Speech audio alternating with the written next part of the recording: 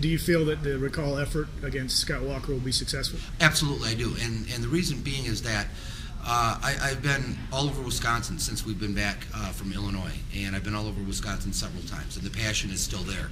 And people wonder, well, the big protests are done, and people don't care anymore. And it's just the opposite is true. People are very engaged. They don't even recognize their state anymore. And that's one of the most frustrating things about all of this stuff is we have a governor who's extremely irresponsible in the fact by he, first of all, divided the state and he chooses to govern that way. You're either with him or you're totally against him.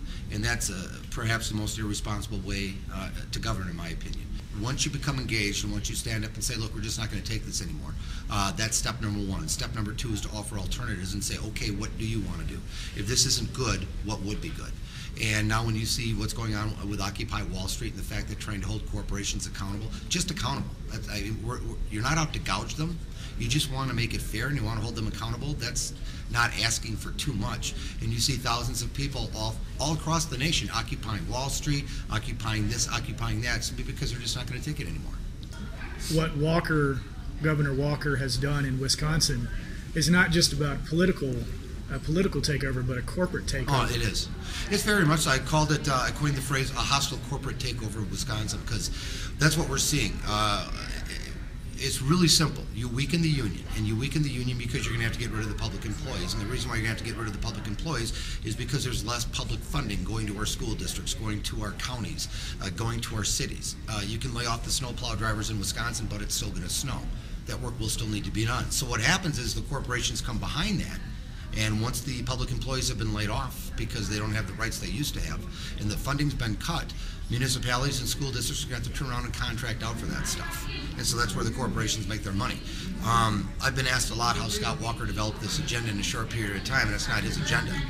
He's pretty much the puppet. It's a corporate agenda. This was put together in boardrooms all across the country. And people in corporations who put this agenda together, they don't see Wisconsin as a great state in this wonderful nation. They see Wisconsin as, helping to improve their bottom line.